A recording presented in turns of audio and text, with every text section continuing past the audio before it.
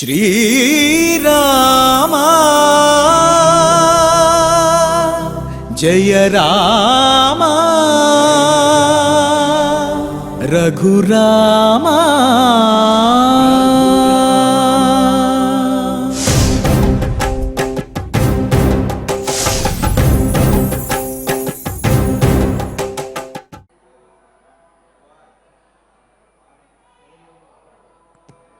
ఓం నమో వెంకటేశాయ. భీకృతారాతి నికరం ప్రకృతే పరమవ్యయం ప్రవ్యక్తమమలం భవ్యం రామం వందే జగద్గురుం. రాక్షసులపాటి భీకరాకృతితోటి వారినందరినీ కూడా త్రుంచువాడు, అంటే దుష్ట శిక్షణ చేసేటటువంటి వాడు, ప్రకృతికి అతీతమైనటువంటి పరమాత్మతత్వము, అంతేకాకుండా భక్తుల యొక్క ఇచ్ఛను అనుసరించి సగుణ సాకారమూర్తిగా అవతరించినటువంటి నిర్మలమూర్తి ఆ రామచంద్రమూర్తికి నమస్కరిస్తూ, వెంకట రాఘవుని యొక్క అనుగ్రహంతో భక్తులందరూ కూడా సకల సంపదలతోటి వర్ధిల్లాలి అని ఆకాంక్షిస్తూ తిరుమల తిరుపతి దేవస్థానం వారు శ్రీవారి సమక్షంలో నిర్వహిస్తున్నటువంటి సకల సంపత్ప్రదమైన శ్రీమద్ రామాయణం బాలకాండ ప్రవచన పారాయణ కార్యక్రమంలో నేటికి మనం 639వ రోజులో ప్రవేశించాము. మరి రామచరితామృతాన్ని ఆస్వాదించబోతూ రామనామ గానామృతాన్ని, రాముని యొక్క శౌర్య పరాక్రమాలను ప్రతిపాదించేటటువంటి అన్నమాచార్య సంకీర్తన కూడా ఆలకిద్దాము. శ్రీ కె సరస్వతీ ప్రసాద్ గారు అన్నమాచార్య ప్రాజెక్టు కళాకారులు, వారు వారి బృంద సహకారంతో ఆలపించే రామ రామభద్ర రవివంశ రాఘవ అనే సంకీర్తన ఆలకిద్దాము. ఓం నమో వెంకటేశాయ.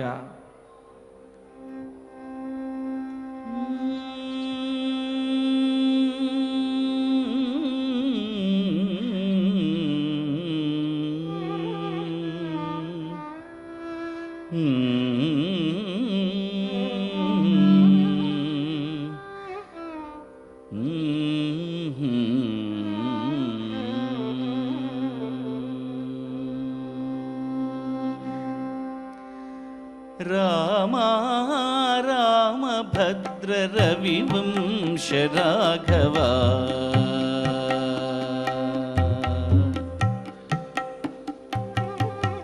రామ రామభద్ర రవివంశ రాఘవ ఏమి అరుదిది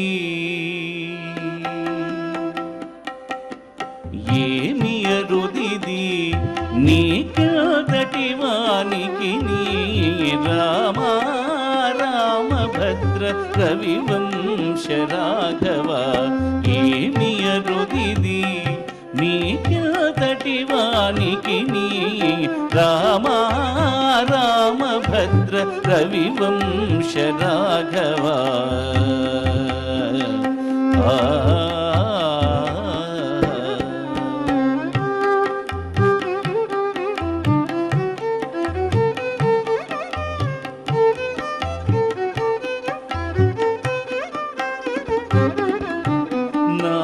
రావణు తలలు నరికిన లావరివి నేడు నా పాపములు ఖండించరాదా.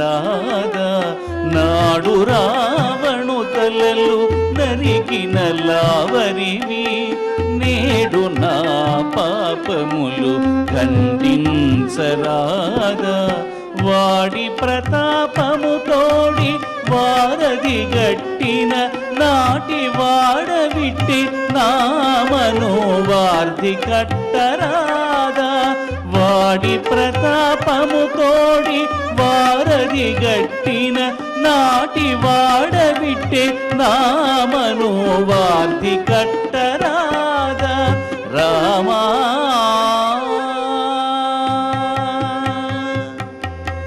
రామ రామభద్ర రవివంశ రాఘవ ఏమి అరుదిది నీకదటి వానికి నీ రామ రామభద్ర రవివంశ రాఘవ.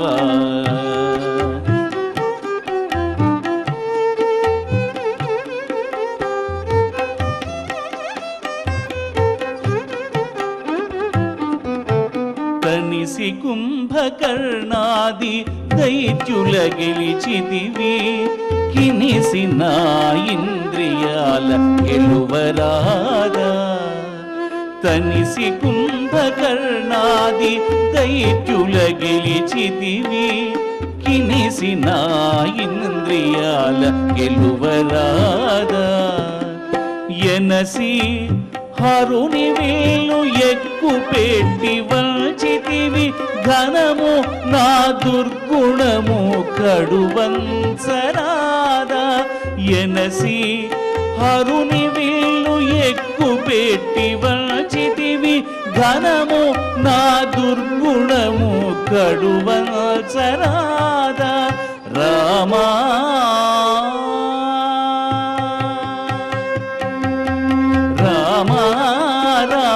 భద్ర రవి వంశ రాఘవ ఏమి అరుదిది నీకటి వానికి నీ రామ రామ భద్ర రవి వంశ రాఘవ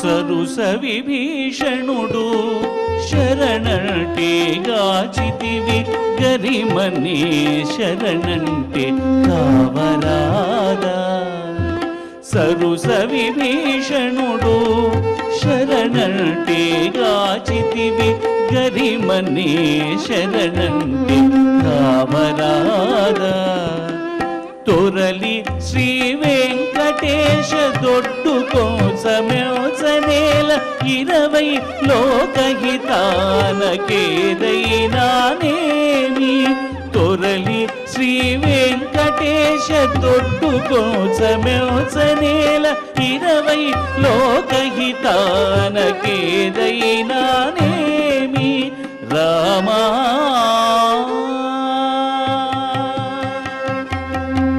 రామ రామ భద్ర రవి వంశ రాఘవ ఏమి అరుదిది నీకటి వానికి నీ రామ రామ భద్ర రవి వంశ రాఘవ ఏమి అరుదిది నీకటి వానికి నీ రామ రామ భద్ర రవి వంశ రాఘవ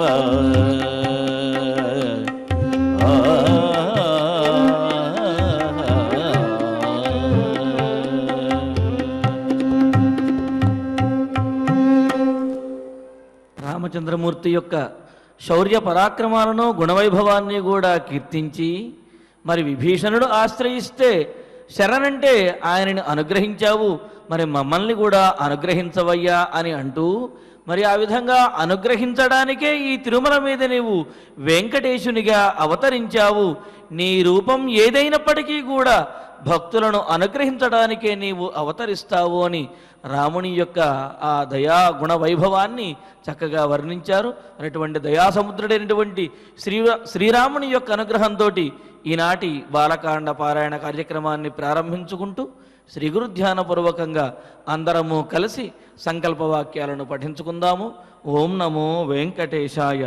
శ్రీ గురు ధ్యానం. గురుర్బ్రహ్మా గురుర్విష్ణుః గురుర్దేవో మహేశ్వరః గురుః సాక్షాత్ పరం బ్రహ్మ తస్మై శ్రీ గురవే నమః. శ్రీనివాస ధ్యానం. శ్రీ వెంకటాచలాధీశం శ్రియాధ్యాసిత వక్షసం శ్రితచేతన మందారం శ్రీనివాసమహం భజే. అథ సంకల్పః.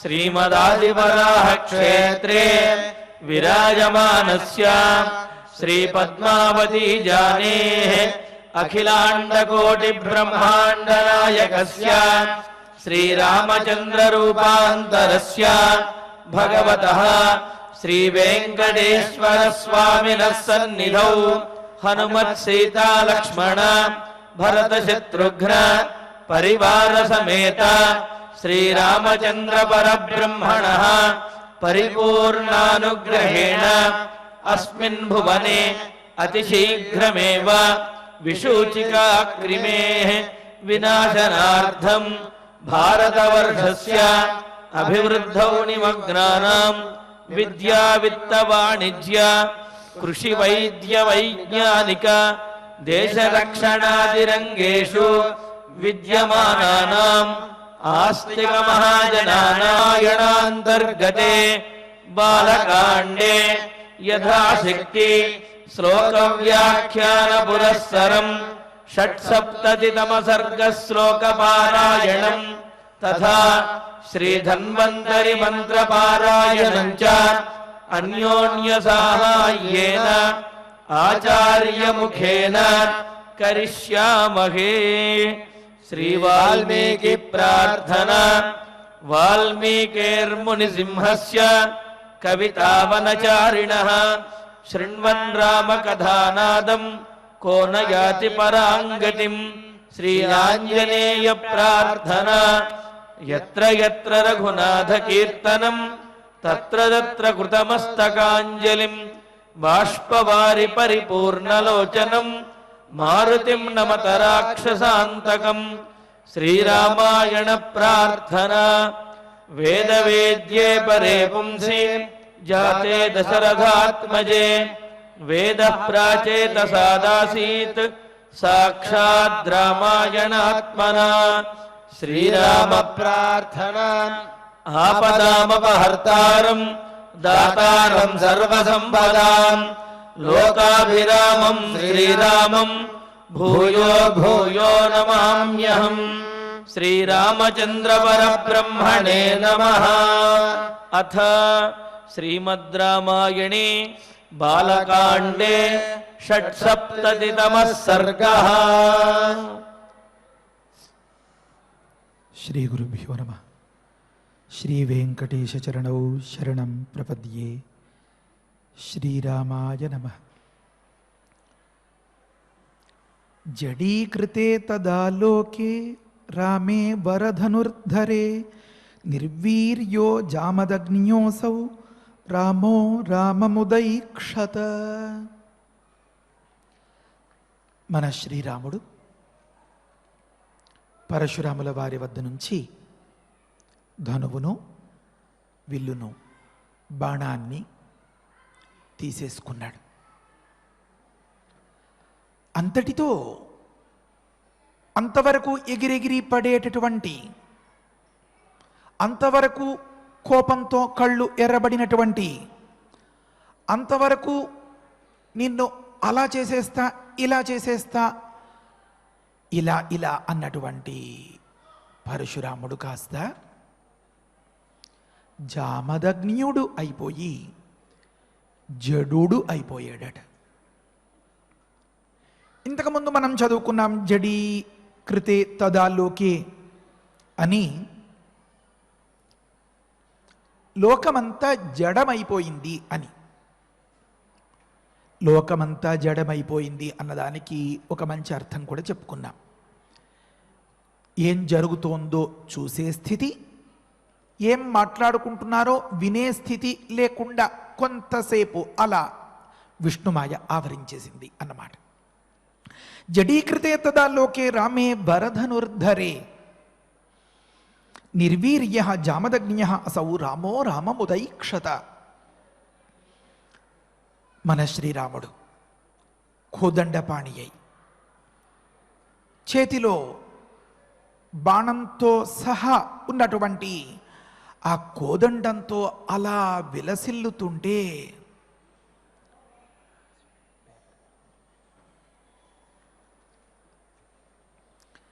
చూడ్డానికి దేవతలకి రెండు కళ్ళు చాలలేదు. అంతటి పారవశ్యంతో ఉంది దేవగణమంతా. రామే వరధనుర్ధరే సతీ తదా లోకే జడీకృతే అసౌ జామదగ్న్య రామ నిర్వీర్య రామం ఉదైక్షత. శ్రీరాముడు కోదండపాణి అయినంత మాత్రం చేతను పరశురాముడు నిర్వీర్యుడు ఎలా అయిపోయాడు అని మనకి జిజ్ఞాస కలగాలి. అందుకనే వాల్మీకి గురుగారు అలా చెప్తారు. అలా జిజ్ఞాస కలిగిన సందర్భంలో మనం వెతుకుతాం, కుతూహలంతో అన్వేషిస్తాం.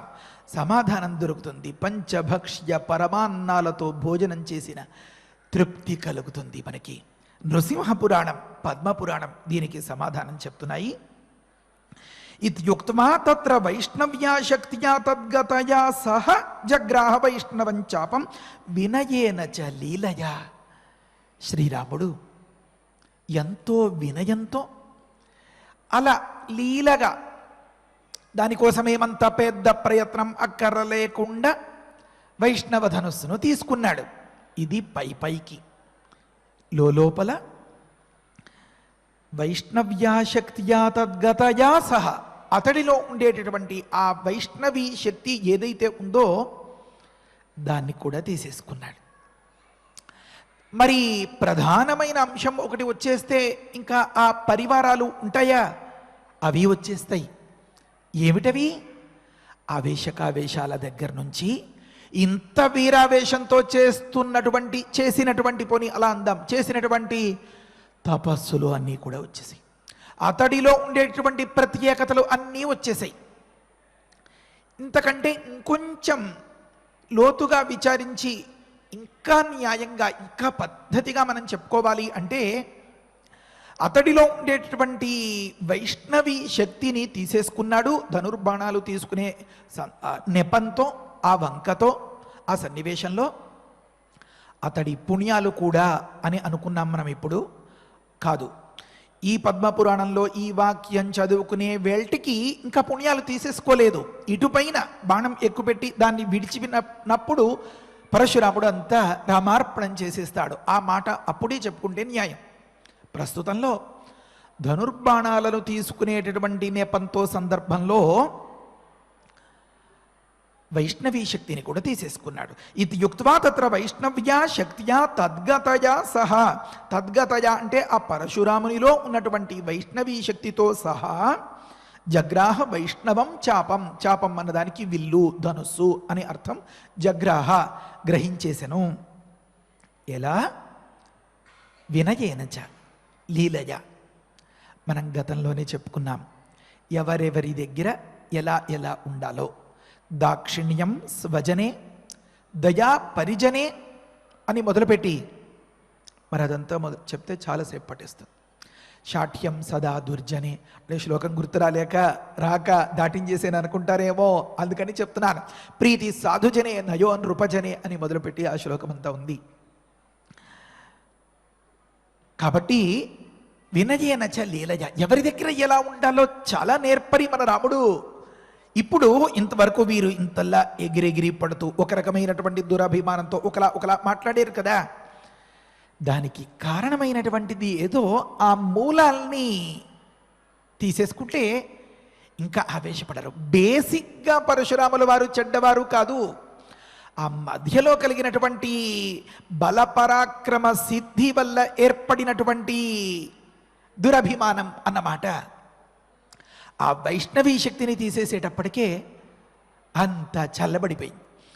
నృసింహపురాణంలో మాట, తతః పరశురామస్య దేహాతు నిర్గత్య వైష్ణవం పశ్యతాం సర్వదేవానాం తేజోరామం ఉపావిశత్. దేవతలందరూ చూస్తుండగానే అలా మనం సినిమాలో ఏదో గ్రాఫిక్స్ లాగా చూస్తూ ఉంటాం కదా, ఒకానొక సందర్భంలో ఏదో మకర జ్యోతి అది చెప్తుంటారు కదా, అలా ఈ పరశురాముల వారిలోంచి అలా శ్రీరామునిలో ఈ పరశురామగతమైన పరశురామునిలో ఉన్నటువంటి తేజస్సు అంతా అలా చేరిపోతూ ఉంటే దేవతలంతా కళ్ళెదురుగా ప్రత్యక్షంగా చూశారు. అయ్యప్ప స్వామి భక్తులు మకర సంక్రమణాదుల్లో అక్కడ ఆ జ్యోతి దర్శనం అని చెప్తూ ఉంటారే, ఆ మాదిరిగా అన్నమాట. తతః పరశురామస్య దేహాతు, పరశురాముల వారి యొక్క దేహము నుండి నిర్గత్య బయలు వెడలి బయటకు వచ్చి వైష్ణవం విష్ణు సంబద్ధమైనటువంటి తేజస్సు పశ్యతాం సర్వదేవానాం, ఆ దేవతలందరూ చూస్తూ ఉండగానే ఆ తేజ రామం ఉపావిశతు, రాముణ్ణి చేరిపోయి. జేబులో డబ్బు ఉన్నంత వరకు, చేతిలో ఏదో ఒక ఆయుధం ఉన్నంత వరకు వ్యక్తి ఎవరైనా ఎగిరెగిరి పడుతూ ఉంటారు. అది కాస్త అయిపోయింది అనుకోండి, మళ్ళీ మామూలైపోతారు. కాబట్టి నిర్వీర్య జామదగ్న్య అసౌ, ఇప్పుడు రాముణ్ణి చూస్తున్నాడు. అంతవరకు రాముణ్ణి ఇలా కిందికి వంగి చూడాల్సినంత స్వరూపాన్ని సన్నివేశాన్ని మనం ఊహించుకోవచ్చు. మన రాముడు స్వస్వరూపాన్ని సాక్షాత్కరింపజేశాడు. ఇంతింతై బటుడింతై అన్నట్లుగా అలా అలా త్రివిక్రమావతార స్వరూపాన్ని పరశురాముడు సందర్శిస్తున్నాడు. గతంలోనే మనం అనుకున్నాం, రామాయణ సారోద్ధారంలో ఈ వృత్తాంతాన్ని అంతని ఇంకా చాలా విపులంగా చెప్పారు. మనకు గడువు ఉంది కదా, కొద్ది రోజుల్లో ముగించేసుకోవాలి, ఇంకా చాలు. ఆసక్తి కలవారు ఆ గ్రంథాల్లో అన్వేషించవచ్చు. నిర్వీర్య జామదగ్నియ అసౌ రామం ఉదైక్షత. ఊరించి ఊరించి ఎందుకండి ముందుకెళ్ళిపోతారు అంటారేమో, ఇది అంతా నేను కల్పించినది అనిపిస్తుందేమోనని మూలాల కోసం చిన్నగా ఒక మాట చెప్తాం. మొత్తంగా చెప్పాలంటే ఇప్పటికే 600 రోజులు పైబడి గడిచిపోయాయి కదా. నిర్వీర్య జామదగ్నియ అసౌ రామం ఉదైక్షత. అంతవరకు అరెరే నిజకుల కమలిని ప్రళయ వర్ష దాశరథే కథమకాండ మదాంత ప్రచండ దోర్దండ. అవేవీ లేవు. ఇప్పుడు తలపైకెత్తి చూస్తున్నాడు, నివ్వెరపోయి చూస్తున్నాడు. తన జీవితంలో ఒక అద్భుతాన్ని, ఆశ్చర్యాన్ని చూస్తున్నాడు. ఎందుకంటే ఒకానొక సందర్భంలో కైలాసంలో పరమశివుని సన్నిధిలో అలాంటి ఉత్తమ స్వరూపాన్ని దర్శనం చేశాడు. ఒకలాంటి సందర్భంలో ఆ విష్ణు కవచాన్ని అనుష్ఠించేటటువంటి సన్నివేశాల్లో మహావిష్ణు సాక్షాత్కారాన్ని పొందేడు స్వామి, స్వయంగా వీటిని ప్రసాదించాడు అని మనం గతంలో చదివేసుకున్నాం. పద్మపురాణంలో, బ్రహ్మాండ పురాణంలో ఈ వృత్తాంతాలంతా, మహాభారతంలో. ఇప్పుడు ఊహించని రీతిలో గర్భభంగం అయినట్లుగా, అంటే గర్భభంగం అని అనకూడదు, నిజంగా చెప్పాలి అంటే పరశురాముల వారి దగ్గర మన కోసం నేర్పించేటటువంటి మన కోసం పాఠం నేర్పించేటటువంటి పాత్రం అని అనుకున్నాం.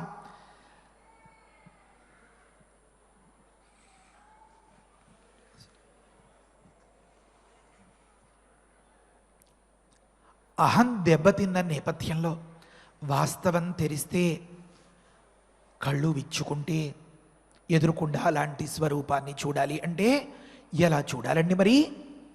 అందుకనే వాల్మీకి గురుగారు సూక్ష్మంగా ఉదైక్షత అని చెప్పేశారు. తరువాతి మాట చెప్తున్నారు. తేజోభిహత వీర్యత్వాతు జామదగ్నియ జడీకృత అన్నారు. విష్ణుమాయ కమ్మేయడం వల్ల లోకమంతా జడమైపోయిందండి. జడీకృతే తదాలోకే చెప్పేశారు, బాగుంది. మరి పరశురాముడు అలా అయిపోవడంలో ఏమి ఆంతర్యం కారణం అంటే, ఈ మిడిసిపాటుకి కారణమైనటువంటి ఆ విషయం ఏదో కాస్త ఖాళీ అయిపోయేటప్పటికే తేజోభిహత వీర్యత్వాత్, తేజస్సు చేత అభిహతమైనటువంటి అణగదొక్కబడినటువంటి వీర్యము, పరాక్రమము కలవాడైపోయాడు పరశురాముడు. ఇప్పుడు ఎవరి తేజస్సు చేత?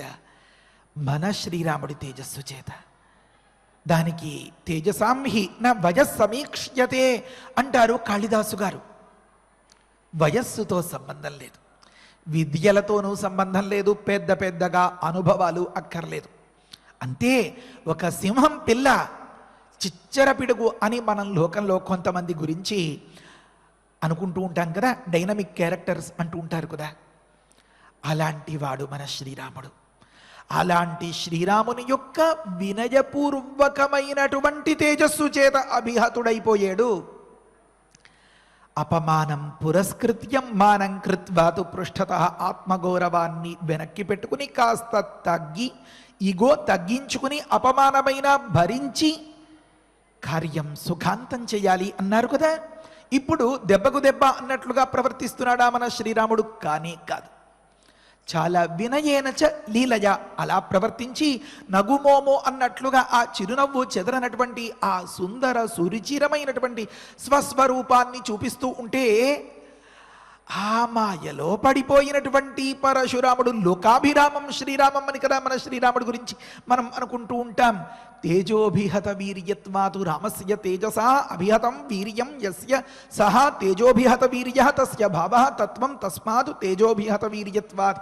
సంస్కృతం ఏమైనా చాలా రుచిగా ఉంటుందండి, కాస్త పరిచయం అవ్వాలి కానీ. కాబట్టి శ్రీరామునిలో ఇంకా చాలా అద్భుతమైనటువంటి ఒక మంచి భావం. రామునిలో ఉన్నటువంటి ఒకానొక తేజస్సుతో పరశురాముడు కూలైపోయాడు అని అర్థం చెప్పుకున్నాం కదా.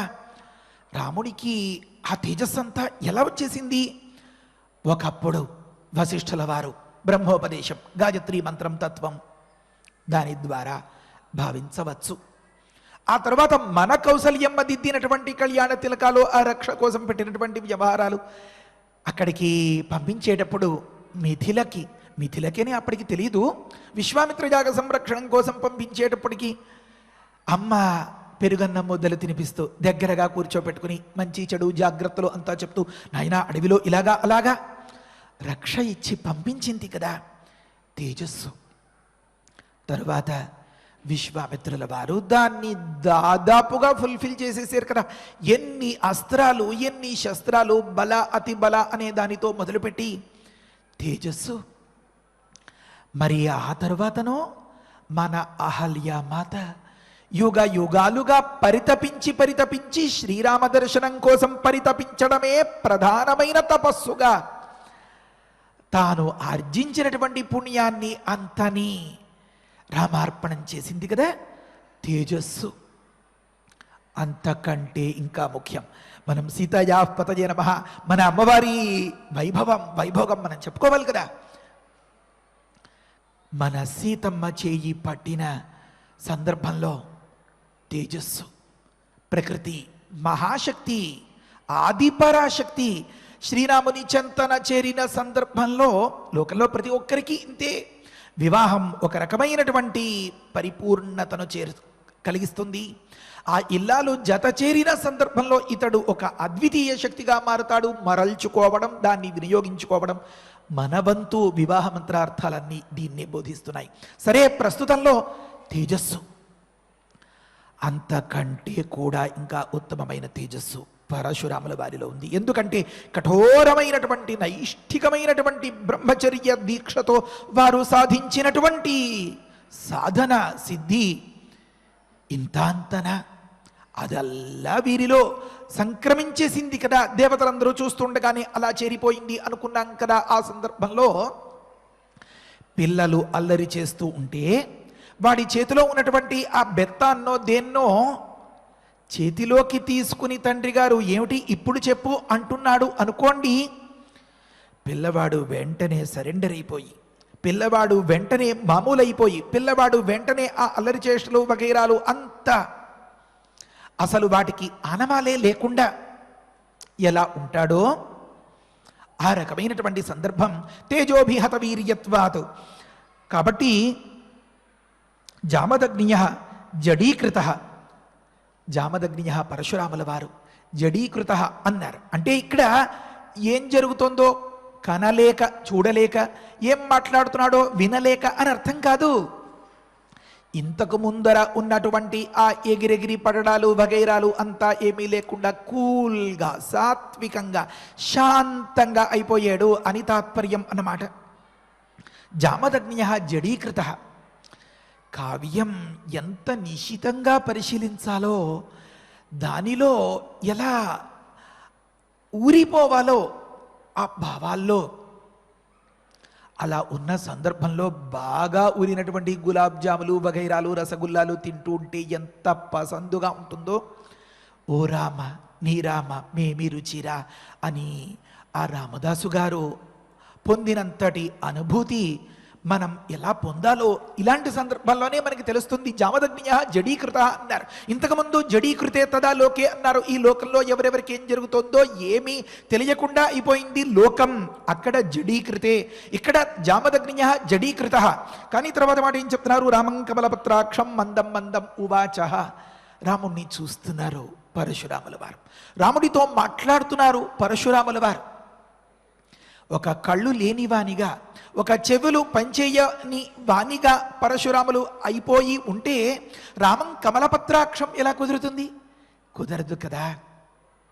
ఇంతింతటి విశాల నేత్రాలు, కమలపత్రముల వంటి అక్షములు కలవాడు. అక్షి అన్నదానికి కన్ను అని అర్థం. అవి కలవాడు రాముడు. చూసిన, తలచిన, ఆ పేరుని స్మరించిన కలలోనైనా ఏదో తెలియని మధురానుభూతి. లోకాభిరామం శ్రీరామం భూయో భూయో నమామ్యం. రాముడు అందగాడు, రాముడు శ్రియారమతే, ఆ సిరితో రమించువాడు. మరి యువతలివారో పరశునారమతే. చాలా తేడా అన్నమాట. ఎప్పుడైతే తన తప్పు తనకి తెలిసిందో, తాను రియలైజ్ అయ్యాడో, తన నైజం అంటారు కదా, తన వ్యక్తిత్వం, తన తీరుతెన్నులు వగైరాలు అంత బాగా లేదు అనిపించిందో, వెంటనే దాన్ని వదులుకుని అవతలి వారికి ఆ చేతులు చాచి అలా వెళ్ళిపోతుంటారు కదా. పిల్లలు కూడా లోకంలో కాదు, ఏ వేరుశనక్కాయలో తింటూ ఉంటారు అనుకోండి, కాదు నేను తింటాను అంటూ ఉంటాడు ఈ పిల్లవాడు. నేను ఒలిచిస్తానురా అంటుంది అమ్మ, కాదే కాదు, కానీ కాదు అంటాడు. ఆ మట్టిలోంచి తవ్వి తీసిన వాటిని ఆపడంగానే తినేస్తూ ఉంటాడు వీడు. నోట్లో పెట్టుకోగానే తినాలని ఏదో యావా ఆశ పెట్టుకోగానే ఆ మట్టి వాసన, ఆ పైన ఉన్నటువంటి ఆ పెంకు వగైరాలు షెల్ అంతగా రుచించవు. మరి అమ్మ మాట వింటూ, అమ్మ పెట్టినటువంటి ఒలిచి ఇచ్చినటువంటి ఆ వేరుశెనగ గుళ్ళు చెయ్యి పట్టి తింటూ ఆస్వాదించేటటువంటి అక్కనో అన్ననో ఎవరినైనా చూశాడు అనుకోండి, వెంటనే ఈ కప్పు పట్టుకుని అంత దూరంగా వెళ్ళిపోయిన వాడు కాస్త దాన్ని అక్కడే విడిచిపెట్టేసి అమ్మ దగ్గరకు చేరిపోయి, అమ్మ నాకు కూడా పెట్టవా అనేస్తాడు. రుచి మరిగిన వాడు ఊరుకోగలుగుతాడా? ఇంతటి ముగ్ధ మనోహరమైనటువంటి, ఇంతటి కష్టైక ప్రియదర్శన అయినటువంటి ఈ శ్రీరాముణ్ణి చూస్తూ ఉంటే, అప్పుడే సూర్యరశ్మి తాకడం వల్ల విరిసినటువంటి ఒక పద్మపు రేకుల, అప్పుడే సాయంకాలం పూట ఆ చంద్రుని నుంచి వచ్చినటువంటి అమృతమయమైనటువంటి ఆ వెన్నెల అనే దానిని ఆస్వాదిస్తూ విరిసినటువంటి ఒక కమలల్ల కలువల,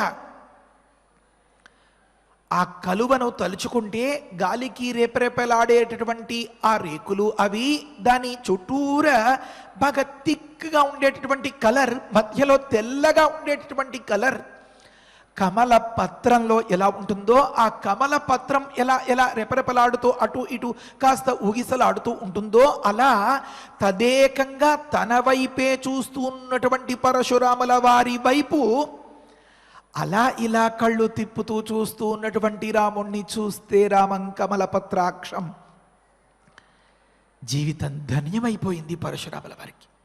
చాలు నాకిక అనుకున్నారు. అఖండమైనటువంటి సతు చితు ఆనంద ఏకరస అనేటటువంటి మాటలతో ఆ ఉపనిషత్తుల్లో తెలిపేటటువంటి ఆ పరం బ్రహ్మ స్వరూపం ఏదైతే ఉందో, అది రూపుదాల్చి ఎదురుగా ఇంతలా కనిపిస్తూ ఉంటే, రామం కమలపత్రాక్షం,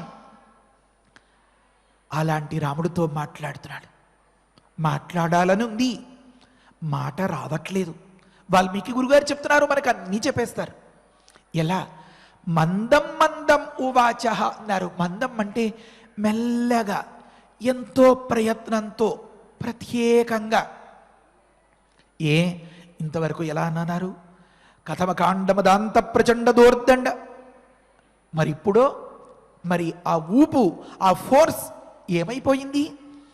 శ్రీరాముని యొక్క స్వరూపాన్ని మనసారా ఆస్వాదించిన సందర్భంలో ఆవేశకావేశాలన్నింటినీ మన రాముడే తుడిచేస్తాడు మనం అనుకున్నాం. కాబట్టి ఒక వ్యక్తికి స్కిల్ ఉంది అన్నదానికి ఒక సులువైనటువంటి టెస్ట్ ఏమి అంటే, అతడికి కోపం వచ్చేయడం.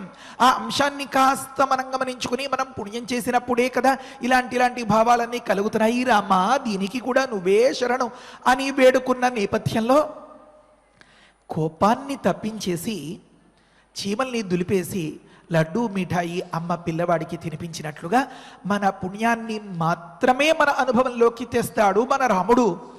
ఆ సందర్భంలో అంతటి రామదర్శనమే అయితే మాటలొస్తాయా? పలకగలుగుతుందా నాలుక?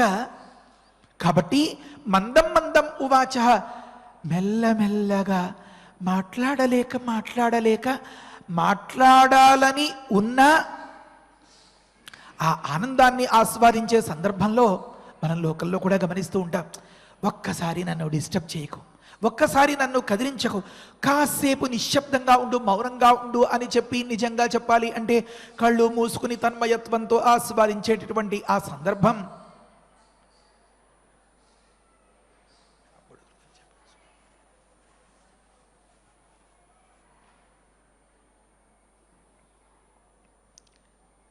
మనం జ్ఞాపకం తెచ్చుకుంటే మందం మందం ఉవాచ, మెల్లమెల్లగా కొద్ది కొద్దిగా కొంచెం కొంచెంగా మాట్లాడుతున్నాడు.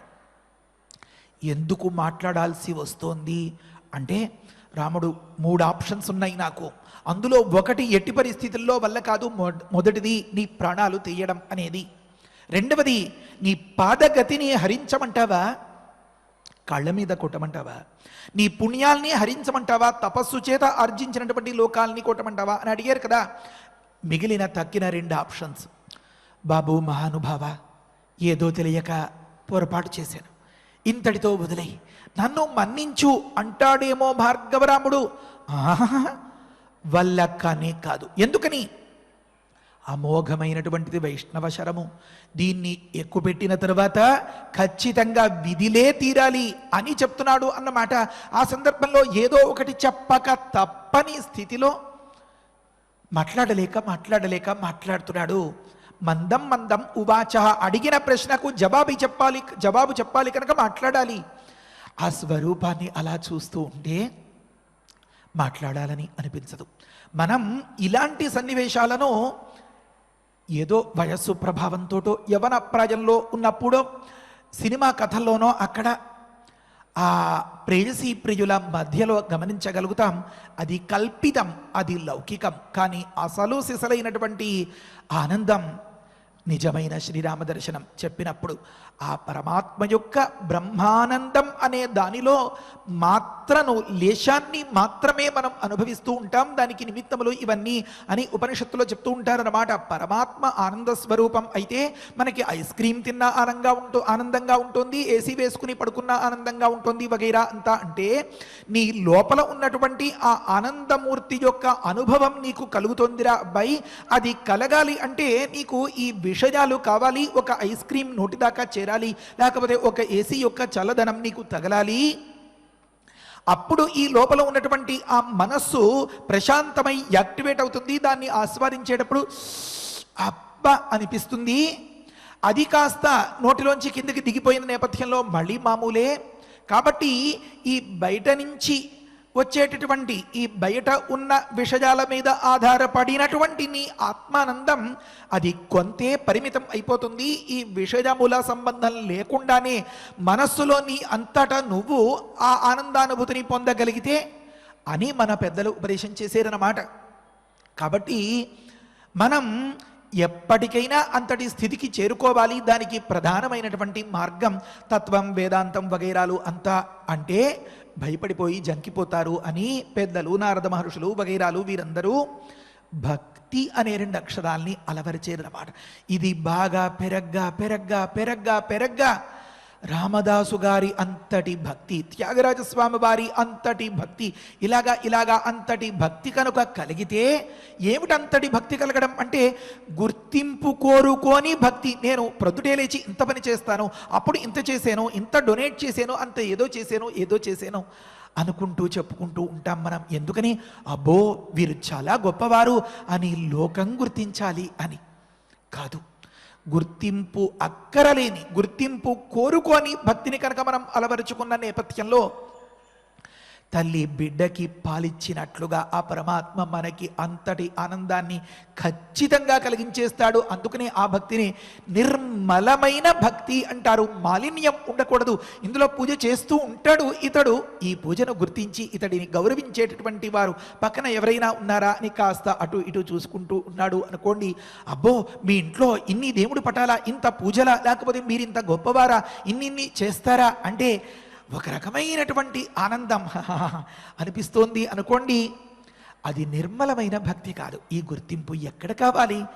మన రాముడి దగ్గర కావాలి. ఒక భర్త భార్యని మెప్పించాలి, సంతోషపరచాలి అని ఏవో బహుమానాలు వగైరాలు కొంటే షాపు వాడు ఏదో తాత్కాలికంగా పొగుడుతాడు అనుకోండి. మీకు మీ ఫ్యామిలీ అంటే ఎంత ఇంట్రెస్ట్ అండి వగైరా. వెంటనే నేను నినరాత్రి ఇలా చేస్తాను, నా భార్యని అలా దగ్గరకు తీసుకుంటాను, ఇలా ముద్దాడతాను, ఈ విషయాలంతా అక్కడ చెప్పుకుంటాడా? అవన్నీ చెప్తే ఇంకా మీకెంత అన్యోన్య దాంపత్యమో అని పొగుడుతాడేమో షాపువాడు. అవి కోరుకోడు. తొందరగా బిల్ రెడీ చేసేయండి, నేను ఇంటికి వెళ్ళిపోవాలి అంటాడు. ఎందుకని? ఆ ఇల్లాలకి ఈ బహుమతిని ఏకాంతంలో అందించి ఆమె ఆనందిస్తూ ఉండేటటువంటి ఆ సన్నివేశాన్ని చూడాలి. కాబట్టి గుర్తుపెట్టుకోవాలి, తస్మాత్ జాగ్రత్త.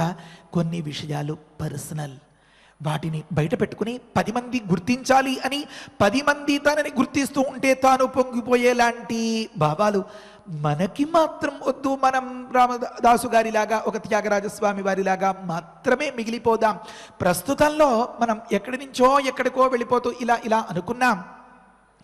శ్రీరామచంద్రమూర్తి యొక్క దివ్యమైనటువంటి ముఖార విందాన్ని అలా చూస్తూ ఉంటే రాముడు మాటలు ఎలా వస్తాయండి? మందం మందం ఉవాచ హ అన్నారన్నమాట. ఎందుకని అలా? కమలపత్రాక్షం అన్నారన్నమాట. ఆ వెన్నెల సోకడం వల్ల అలా వెళ్ళి విరిసినటువంటి ఒకానొక కలువ రేకు వలే ఉన్నటువంటి రాముని యొక్క నయన సౌందర్యం. విదేహపురిలో జనక మహారాజు గారి అండర్లో కాసేపట్లో పెళ్ళి అని పెట్టుకున్న నేపథ్యంలో నమ్మకంగా ఉన్నటువంటి బంటు సేవకులు కూడా రాముడు ఊరేగింపుగా వస్తున్నాడు అనేటప్పటికే అక్కడికి వెళ్ళి ఆ రాముణ్ణి చూస్తున్నవారు చెయ్యి చూస్తే చెయ్యమే, భుజం చూస్తే భుజమే, పాదం చూస్తే పాదమే అన్నట్లుగా అలా తన్మయులై ఉండిపోయారు. కాబట్టి లోపలికి పిలిచి ఆహ్వానించే నాథుడే లేకపోయాడు. అక్కడ ఈ కబురు జనక మహారాజు గారికి అందించేటటువంటి దాని వార్తాహరుడే లేకపోయాడు అని మనం గతంలో అనుకున్నాం. అలాంటిది కోపం తగ్గి వాస్తవం తెలిసి ఇందాకటి ఉదాహరణలో పచ్చివేరుశనక్కాయలు తొక్కతో సహా తినడానికి పూనుకున్నటువంటి వాడికి అమ్మ ఒలిచి పెట్టేటటువంటి వేరుశనగ గుళ్ళ రుచి తెలిసినట్లుగా రుచి తెలిస్తే వాస్తవంలోకి వస్తే పరశురాముల వారు మరి కమలపత్రాక్షుడైనటువంటి రాముడైనటువంటి లోకాభిరాముడైనటువంటి మన శ్రీరాముడిని చూస్తూ ఉంటే మాటలు ఎలా పలకగలుగుతారండి? మందం మందం ఉవాచహ ఏమన్నారు? రాముడు ప్రశ్న అడిగాడు కదా, దానికి మరి ఖచ్చితంగా జవాబు చెప్పి తీరాలి. కాబట్టి చెప్తున్నాడు, రామ శ్రీరామ కశ్యపాయ మయా దత్తా యదా పూర్వం వసుంధరా విషయే మే నవస్తవ్యం ఇది మాం కశ్యపః అబ్రవీత్. అనగనగనగనగా ఒకానొక సందర్భంలో ఒకానొక యజ్ఞం చేసినప్పుడు ఒకానొక మహనీయుడైనటువంటి కశ్యప మహర్షికి ఈ భూమిని అంతని దానమిచ్చేసాను అని నీకు ముందే సెలవిచ్చాను కదా, అయితే ఏమంటావు? పూర్వం వెనుక యదా ఎప్పుడైతే మయా నా ద్వారా వసుంధర ఈ భూమి అంతా కశ్యపాయ దత్త కశ్యప మహర్షికి దానం చేయబడిందో ఆ సందర్భంలో కశ్యప మహర్షి తెలివి తక్కువ వారు కాదుండోయ్, చాలా జాగ్రత్తగా ఉంటారు. మన ఇంట్లో ఉదాహరణలు చెప్పుకోకపోతే మనకి ఎలా వంట పడుతుందండి ఇది? పిల్లలు పుస్తకాలకి అట్లేసుకుంటాము, ఏదో చేస్తాము అంటారు. నేనే చేసుకుంటాను అంటారు. ఆ నైఫ్ వగైరాలు అట్టలు అన్నీ ఇవ్వమంటారు. వారికి చేత కాదు, ఎక్కడెక్కడో గమ్ రాసిస్తారు, అంతా పాడు చేస్తారు, చింపేస్తారు. బోరుమని బాధపడుతూ ఉంటారు మళ్ళీ తర్వాత వచ్చి. మరి ఆ సందర్భంలో పెద్దవాళ్ళు ఏమంటారు? నేను మొదలు పెడతాను, నేను చేస్తాను, నువ్వు కానీ మధ్యలో జోక్యం చేసుకోకూడదు, నువ్వు ఎంటర్ అవ్వకూడదు. నేను కొంత చేస్తాను, నేను గమ్ము రాస్తాను, నేను నైఫ్తో కట్ చేస్తాను, ఇలాంటి మాటలు ఏదైనా చెప్తే మళ్ళీ తిరకాసు వస్తుంది. ఇప్పుడు ఒకానొక సందర్భంలో ఈ ప్రపంచమంతా నిజంగా చెప్పాలి అంటే ఒక రజస్వల అయినటువంటి స్త్రీలాగా అయిపోయింది అని అక్కడక్కడ వర్ణిస్తారు. అంతటి దారుణంతో ఉన్నటువంటి ఆ సందర్భాన్ని చక్కదిద్దడానికి పూనుకున్న కశ్యప మహర్షి ఒక కండిషన్ పెట్టారు. మన ప్రకటనల్లో కూడా రాస్తుంటారు కదా, కండిషన్స్ అప్లై అని.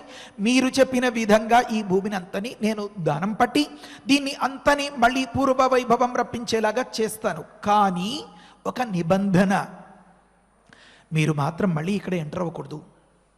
ఎంటర్ అవ్వకూడదు అన్న దానికి తాత్పర్యమేమి? ఇక్కడ నివసించకూడదు అని ఉంది. నివసించకూడదు అంటే మరి ఇప్పుడు వచ్చాడుగా పరశురాముడు, ప్రతిజ్ఞోల్లంఘనం అయిపోయినట్లా, మాట తప్పినట్లా. ఎంత రహస్యమో! ఉండడము అంటే రాత్రి నిద్ర చేయడం అని అర్థం. ఇప్పుడు కశ్యప మహర్షి పరశురాముల వారికి పెట్టినటువంటి కండిషన్ ప్రకారం నేను ఇంకా ఈ రాత్రి ఇక్కడ ఆగకూడదు శ్రీరామ, కాబట్టి నేను వెళ్ళిపోతాను అంటున్నారు. ఏమి ఇలా చెప్పడంలో తాత్పర్యం అంటే, నీ కాళ్ళను కొట్టేయమంటావా అని అడిగారు కదా. రామా, నా కాళ్ళని కొట్టేస్తే అంత దూరం నుంచి పరుగు పెట్టుకుంటూ వచ్చాను. ఇప్పుడు ఇక్కడి నుంచి పరుగు పెట్టుకుంటూ పెడితే తప్ప అస్తమయంలోపు ఆ మహేంద్రగిరికి చేరలేను. నా కాళ్ళను కొట్టేస్తే ఎలా వెళ్ళగలుగుతాను రామా అడుగుతున్నారు అన్నమాట భార్గవరాములు. ఏమైంది, నువ్వు అక్కడికి వెళ్ళాల్సిన అవసరం ఏముంది, ఇక్కడే ఓ చెట్టు కింద మూల పడి ఉండు అంటే, అమ్మో కశ్యపుల వారు ఒక కండిషన్ పెట్టారు, నేను మాటిచ్చాను, కాదంటే గురు శాపం తగులుతుంది నాకు అంటున్నారు. తర్వాతి శ్లోకాల్లో చెప్పబోతున్నారు. కశ్యప మహర్షి అలా ఎందుకు కండిషన్ పెట్టారు అంటే, గమనిస్తే మనకి ఒక సారం తెలుస్తుంది. ఒక రాత్రి ఎక్కడైనా మకాన్ చేస్తే పాపిష్టివారు, దుర్మార్గులు, పాపాత్ములు, చెడ్డవారు వారి పాపాల్ని అంతని అక్కడ వదిలి వెళ్ళిపోతారన్నమాట. కాబట్టి దుర్మార్గులకు మనం షెల్టర్ ఇవ్వడం అనేది అప్పుడు ఏదో అతిథి దేవోభవ ఇలాంటి విషయాలన్నీ గుర్తు తెచ్చుకోవడం, నీతి సూత్రాలు వల్లించడం, శాంతి మంత్రాలు అది కూడదండి. కొంతవరకు ఆకలితో అలమటించిపోతున్నాడు, అన్నం పెట్టండి చాలు, సంతోషం. దాహంతో గిలగిలలాడిపోతున్నాడు, చల్లటి దాహం ఇవ్వండి, అంతటితో సంతోషం. అంతేగాని వారిని లోపలికి పిలిచి కూర్చోబెట్టి వారికి ఏవో బట్టలు పెట్టి తలంట్లు పోసి వగైరాలు అంతా చేసి నేలకు పోయేదాన్ని నెత్తికి రాసుకోకూడదండి. ఎందుకంటే వారు ఆ రాత్రి కనుక అక్కడ నిద్రించినట్లయితే తిన్నగా మనం ఏదో సంఘసేవ అనుకున్నాం, లేకపోతే ఆదర్శ భావాలు అనుకున్నాం, మన బెడ్రూమ్లో దాకా తీసుకొచ్చేసి ఆ బెడ్రూమ్లో వారిని పడుకోబెట్టినట్లయితే వారి యొక్క దురాలోచనలు అన్నింటినీ దానికి అంటించేసి వెళ్ళిపోతారన్నమాట. మామూలు మన వాళ్ళ మాటల్లో చెప్పుకోవాలంటే వైబ్రేషన్స్, అదే పెద్ద సమాధానం. ఆ తరువాత అక్కడ నివసించే వారికి అందరికీ ఇవి పడతాయన్నమాట. ఇప్పుడు కశ్యపులు ఏ యాంగిల్లో ఆలోచించారంటే, నేను ఇంతలా చెడిపోయిన దానిని మరింతగా శ్రమించి బాగు చేయడానికి సిద్ధపడుతున్నాను కదా, నేను బాగు చేస్తూ ఉండడం, ఇతడు వచ్చి ఇక్కడ మకాం పెడితే మళ్ళీ చెడగొట్టేస్తూ ఉండడం, ఇక్కడ ఉన్నటువంటి వారందరూ కూడా కత్తి కటార్లు పట్టుకుని యుద్ధానికి తెగబడిపోతూ ఉంటే ఇన్స్పైర్ అయిపోతే, కాబట్టి ఎక్కడ కండిషన్ పెట్టారు అంటే, నువ్వు మళ్ళీ తిరిగి ఇక్కడ ఒక్కరోజు కూడా నివసించకూడదు అని కండిషన్ పెట్టారట. ఆ సందర్భంలో మాత్రమే దీనిని నేను తిరిగి బాగు చేస్తాను. ఏదో వంట చేస్తాను అనే నేపథ్యంలో రకరకాలుగా పాడు చేస్తే, నువ్వు తిరిగి వంటింటి వైపు రాకుండా ఉంటే నేను ఇందులో ప్రవేశించి ఈ వ్యవహారం చక్కబెడతాను అని పెద్దలు ఒక ఖరాఖండిగా చెప్పేస్తారే, అలా కశ్యపులు చెప్పారు అన్నమాట. కాబట్టి శ్రీరామ చెప్తున్నారు, కశ్యపాయ మయా దత్తాయదా పూర్వం వసుంధర విషయే మే నవస్తవ్యం ఇతి మాం కాశ్యప అబ్రవీత్ అన్నారు. ఒకప్పుడు నాకు చెందినటువంటి ఈ వసుంధర కశ్యపుల వారికి సమర్పించేస్తే, ఈ విషయంలో, విషయం అన్నదానికి ఈ దేశంలో అనర్థం, ఈ నేల మీద అనర్థం అన్నమాట. ఈ దేశంలో నా వస్తవ్యం, నువ్వు ఒక్కరోజు కూడా స్టే చేయడానికి వీల్లేదు అని కశ్యపులు కండిషన్ పెట్టారు. కాబట్టి తరువాతి శ్లోకం చూడండి. సోహం గురువచః కుర్వన్ పృథివ్యాం న బసే నిశాం కృతా ప్రతిజ్ఞా కాకుత్స్థ కృతా భూ కాశ్యపస్య హి. రామ, సోహం ఆ స్థితిలో అంటే గమనించండి ఎంత అద్భుతమైనటువంటి మాట.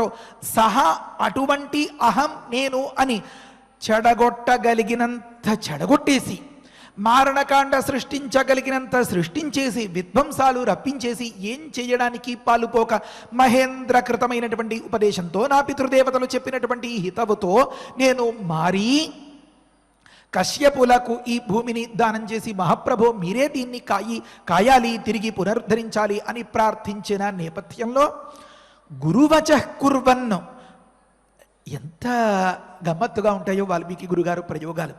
గురువు గారైనటువంటి కశ్యపులు చెప్పిన వచనమును పాటిస్తూ ఒక మాట, రెండో మాట గురువైనటువంటి వచనాన్ని పాటిస్తూ అనర్థం. కశ్యపులు నువ్వు ఈ దేశంలో, ఈ నేల మీద ఒక్కరోజు కూడా, ఒక్క రాత్రి కూడా ఉండకూడదు అనే మాట అంత తేలిక మాట కాదండి. అది గురువచ, చాలా గౌరవమైనటువంటి వచనం. ఎందుకని? ఆ ఒక్క రాత్రి పరశురాముడు ఇక్కడ గడిపితే చాలు, ఆ పూర్వపు వాసన ప్రభావం వల్ల వాసితులైపోతారు, పక్కవారందరూ కూడా ప్రభావితులు అయిపోతారు అన్నమాట. కాబట్టి ఓ పెళ్లికో పేరెంటానికో వెళ్ళిన నేపథ్యంలో అల్లరి చిల్లరగా తిరిగేటటువంటి పిల్లలతో కలిసి ఆడుకునేటువంటి పిల్లాన్ని అమ్మ జాగ్రత్త పెట్టుకుని తనతో కూడా ఉంచుకున్నట్లుగా కశ్యపులు, ఈ ప్రజలందరూ కాశ్యపులు కనుక వీరిని జాగ్రత్త పెట్టుకోవడం కోసం ఇంత దొండగతనంతో అల్లరి చిల్లరగా ఆవేశకావేశాలకు గురి అయిపోతూ ఉండేలాంటి వాడితో జత కట్టకూడదు అని, మహాప్రభు మీరు మాత్రం మళ్ళీ ఇందులో అడుగు పెట్టను అంటే నేను ఈ పనికి పూనుకుంటాను అని చెప్పారన్నమాట. మాట చిన్నదే అయినా గురువచ, పరశురాములు గ్రహించారు అందులో అంతరార్థాన్ని. కాబట్టి ఇది ఇప్పుడు ఎలా అయితే ఒక చెడు భావనలతో ఉండేటటువంటి వారిని తిన్నగా తీసుకొచ్చి మన బెడ్రూమ్లో ఆ పక్క మీదో ఎక్కడో పడుకోబెడితే నేలకి పోయేదాన్ని నెత్తికి రాసుకున్నట్లు అవుతుంది అని ఎలా మనం గమనించేమో, లోకంలో ఎప్పుడైనా ఎక్కడైనా ఇది అప్లికబుల్లే. ఏది ఎక్కువో ఏది పవర్ఫుల్లో అది మిగతా దాన్ని లాగేసుకుంటుంది. ప్రస్తుతంలో మన శ్రీరాముడు పరశురామునిలో ఉండేటటువంటి తేజస్సును లాగేసుకున్నాడు అనుకున్నాం మనం. ఆ నెపంతో ఆవేశాన్ని కూడా లాగేసుకున్నాడు. అలాగే మనలో ఉన్నటువంటి జాతక దోషాలను అవనివ్వండి, పాపాలనండి, ఏవైనా వగైరా రకరకాలుగా వీటిని మనం వదుల్చుకోలేని స్థితిలో దీన్ని ఆకర్షించేటటువంటి గొప్ప ఆకర్షకమైనటువంటి గొప్ప పవర్ఫుల్ అయినటువంటి రావి చెట్టు, దాని చుట్టూతా ప్రదక్షిణం చేయి. మనం ఒక దేవాలయంలో నిత్యం ధూపదీప నైవేద్యాలు జరుగుతూ ఉండే సందర్భంలో ఆ మూల విరాట్లో ఉన్నటువంటి శక్తి మహా దేదీప్యమానంగా ఉన్న నేపథ్యంలో దానికి చుట్టూతా తిరుగుతూనో, ఒక సిద్ధక్షేత్రంలో ఒక రాత్రి నిద్ర చేస్తేనో మనం మన దోషాల్ని పోగొట్టుకోగలుగుతాం. అది పవర్ఫుల్. మనలో ఉన్నటువంటి ఈ ఆవేశాలు వగైరాలు ఇవన్నీ కూడా ఆ అంశం, ఆ శక్తి కేంద్రం ఆకర్షించేసి మనల్ని మంచిగా తయారు చేస్తుంది అని చెప్పడం తాత్పర్యం అన్నమాట. ఎంత ప్రయత్నించినా రిపేర్ అవ్వట్లేదు అనుకోండి, ఏదో వెహికలో వగైరా వగైరా, ఆ పార్ట్ మార్చేసుకోండి, లేకపోతే దీన్ని తీసి కట్ చేసేయండి అని పెద్దలు సలహా చెప్తూ ఉంటారు, నిపుణులు. ఆ రకంగా పరమాత్మ మనలో ఉన్న దోషాన్ని తాను తీసేస్తాడు. దాన్ని కాస్త మనకి మంచిగా అయ్యేలాగా మారుస్తాడు. నిన్నటి రోజున అనుకున్నాం, నిజమైన శ్రీరామ భక్తులకు కామక్రోధ లోభ మోహ మద మాత్సర్యాలన్నీ షడ్వర్గాలు ఉపకరణాలు, గొప్ప ఇన్ఫ్రాస్ట్రక్చర్ మాదిరిగా అవుతాయి తప్ప అరిషడ్ వర్గాలు కాలేవు. తనకు రావాల్సినటువంటి ప్రయోజనాల్ని అడ్డుకుని మోకాలడ్డు పెట్టేటటువంటి శత్రువులుగా మిగలవు అని మనం నిన్నటి రోజున అనుకున్నాం. కాబట్టి కామక్రోధాదులన్నింటినీ పరమాత్మ మనకి మంచిగా మార్చి ఇప్పుడు వాడుకోండి హాయిగా హ్యాపీగా అన్నట్లు అనుగ్రహిస్తాడనమాట. ఇది అనుకూలంగా ఆలోచించిన సందర్భంలో మనం బాగుపడాలి అని పరితపించేటటువంటి సన్నివేశాల్లో ఒక రాత్రి ఏదైనా సిద్ధక్షేత్రంలో నిద్ర చేస్తే మనకున్న దోషాలన్నింటినీ అక్కడ విడిచిపెట్టేసి మనం బాగుపడగలుగుతాం. ఇదే సందర్భంలో దీనికి వ్యతిరేకంగా దుర్మార్గులు కూడని వారు ఎవరైనా అలాంటి వారిని ఉంటే వారిని తిన్నగా మన పడకదాకా తీసుకొచ్చి ఇక్కడ నిద్రింప చేస్తే వారి పాపాలు దోషాలు అన్నీ మనకంటుకుంటాయి అన్నమాట. ఇలా లోకంలో ఉన్నవారు తిరిగి చెడిపోకుండా మళ్ళీ అడుగడుగునా ఇంటింటికి ఇంకొక భార్గవరాముడు ఇంకొక పరశురాముడు పుట్టుకురాకుండా తీసుకున్న జాగ్రత్త. మొట్టమొదటిలోనే అనుకున్నాం మనం, ఇదంతా మనకి మంచి నేర్పించడం కోసం. ఏ వ్యక్తి యొక్క పరశురాములో విశ్వామిత్రులో వగైరా ఎవరైనా అనండి, మంచి ఎంత చెడు ఎంత అని మనం బేరీజు వెయ్యలేం. మన కోసం, మన బాగు కోసం, మన వ్యక్తిత్వాన్ని తీర్చిదిద్దడం కోసం ఆ పరమాత్మ ఈ పాత్రలను సృష్టించాడు. ఇది మనసులో గట్టిగా గుర్తుపెట్టుకోవాలి. కాబట్టి సోహం గురువచః కుర్వన్ పృథివ్యాం నవసే నిశాం పృథివ్యాం, ఈ భూమి మీద నిశాం అంటే రాత్రిపూట నవసే నేను ఉండను. కృతా ప్రతిజ్ఞ కాకుత్స్థ, ఓ కాకుత్స్థ, నేను ఈ రకంగా ప్రతిజ్ఞను చేశాను, శపథం ఒట్టు వేసాను, ప్రామిస్. కాబట్టి భూహు కాశ్యపస్యహి, ఈ భూమి కశ్యప మహర్షికి చెందినది కదా. కాబట్టి వారికి సొత్తైనటువంటి వారి సొంత ఇల్లు లాంటి ఈ నేల మీద నేను ఎక్కువసేపు ఉండకూడదు. కనుక నువ్వు నా పాదగతిని హరించిన నేపథ్యంలో నేను వెళ్ళలేకపోతాను శ్రీరామ అంటున్నారు అన్నమాట. కాబట్టి తదిమాంత్వం గతిం వీర హంతున్నార్హసి రాఘవ మనోజవం గమిష్యామి మహేంద్రం పర్వతోత్తమం అంటారు. కాబట్టి నువ్వు నా పాదగతిని అడ్డుకుంటే నేను వెళ్ళలేకపోతాను. నువ్వు కనుక నన్ను అనుగ్రహించి నన్ను దయదలిచి సరే వెళ్ళిరా అన్నావనుకో, ఇంకా తిరిగి రాను, గబగబ గబగబ పరుగున వెళ్ళిపోతాను. ఎంత పరుగున తరువాతి ప్రవచనంలో వివరించుకుందాం. మరి సమయం మించిపోతుంది కదా. పరశురాముల వారు శ్రీరాముణ్ణి ఇంతవరకు రామ అని సంబోధించారు, కాకుత్స్థ అని సంబోధించారు. ఈ మాటలో వీర అని సంబోధిస్తున్నారు. ఎంత అద్భుతమైన తాత్పర్యమో. మరుసటి రోజున మీకోసం లోకంలో మన అందరిలోనూ ఉన్నటువంటి అవినాభావం అంటారు కదా, అంటే విడిచిపెట్టలేనటువంటి, కాదనుకోలేనటువంటి, తోసిపడేయలేనటువంటి గుణాలు ఏమైతే ఉన్నాయో అవన్నీ కూడా మన మంచికే ఉపయోగించేలాగా, ఇంతకుముందు అనుకున్నట్లుగా మన భక్తి నిర్మలమైన భక్తి అయ్యేలాగా, పరమేశ్వర ప్రీత్యర్థం అని మనం నిర్మోహమాటంగా, నిస్సంకోచంగా, ధైర్యంగా గుండెల మీద చెయ్యి వేసుకుని మనం పుణ్యం చేసేలాగా, పరమేశ్వర ప్రీతిని మాత్రమే మనం ఆశించేలాగా మనల్ని తీర్చిదిద్ది, మన చేత మంచి పుణ్యం అంతో ఇంతో చేయించి, ఆ పుణ్య ఫలం వల్ల మనము, మన వారసులు, మనల్ని నమ్ముకున్నవారు, ఇల్లాలు, ఇల్లు వాకిలి అంత పదిలంగా నిత్య కళ్యాణం పచ్చ తోరణం అన్నట్లుగా విరాజిల్లేలాగా, మనల్ని చూసి అందరూ ఆదర్శంగా తీసుకుని వారందరూ అనుసరించేంతటి ఉత్తమ జీవితాన్ని నాకు, నా వాళ్లకు ప్రసాదించవా శ్రీరామ అని వేడుకుంటూ ఈనాటికి ఇంతటితో ఆపి మరుసటి రోజున వివరించుకుందాం. శ్రీరామరక్ష హరయే నమః. స్వస్తి. ఆచార్యులు వారు చెప్పినటువంటి భావాలను మననం చేసుకుంటూ శ్లోకాలను పారాయణం చేద్దాము. జడీకృతే జడీకృతే తదా లోకే రామే రామే వరధనుర్ధరే నిర్వీర్యః జామదగ్న్యోసౌ రామః రామముదైక్షత తేజోభిహత వీర్యత్వాత్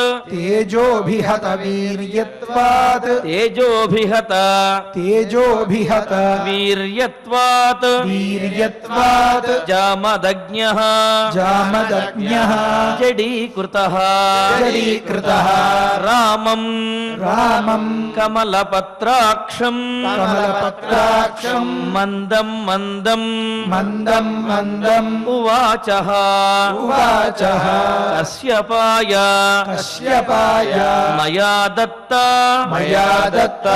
యదా పూర్వం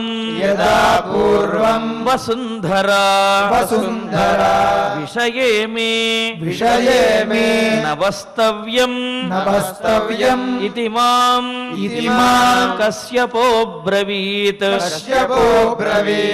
సోహం గురువచః కుర్వన్ పృథివ్యాం నవసే నిశాం కృతా ప్రతిజ్ఞా కాకుత్స్థ కృతా భూః కశ్యపస్య ఇత్యార్షే శ్రీమద్ రామాయణే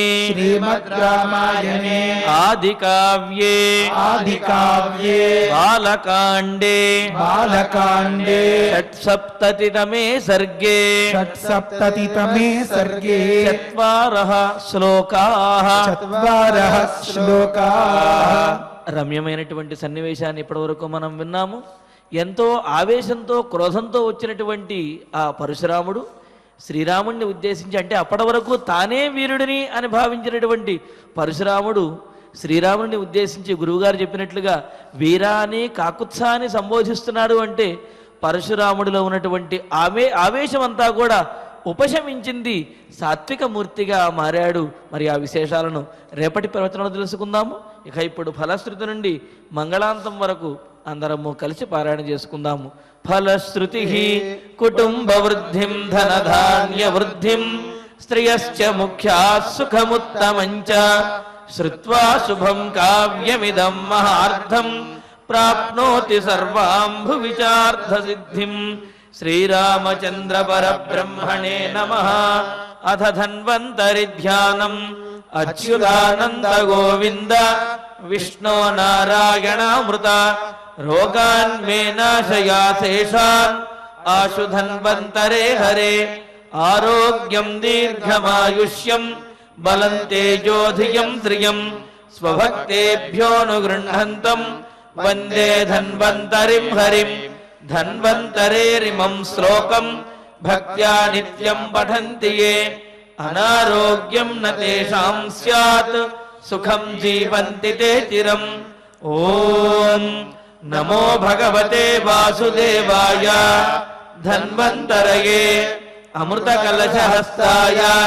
వజ్రజలౌకహస్తాయ సర్వామయ వినాశనాయ త్రైలోక్యనాథాయ మహావిష్ణవే స్వాహా. ఓం వాసుదేవాయ విద్మహే సుధాహస్తాయ ధీమహి తన్నో ధన్వంతరి ప్రచోదయాత్. అధనవగ్రహ ప్రార్థన. ఆరోగ్యం పద్మబంధుర్వితరతు నితరాం సంపదం సీతరశ్మి. భూలాభం భూమిపుత్రః సకలగుణయుతాం వాగ్విభూతిం చ సౌమ్యః. సౌభాగ్యం దేవమంత్రి రిపుభయశమనం భార్గవః. శౌర్యమార్కిః దీర్ఘాయుః సైంహికేయః. విపులతరయశః కేతుః ఆచంద్రతారం. అరిష్టాని ప్రణశ్యంతు దురితాని భయాని చ. శాంతిరస్తు శుభం మేస్తు గ్రహాః కుర్వంతు మంగళం.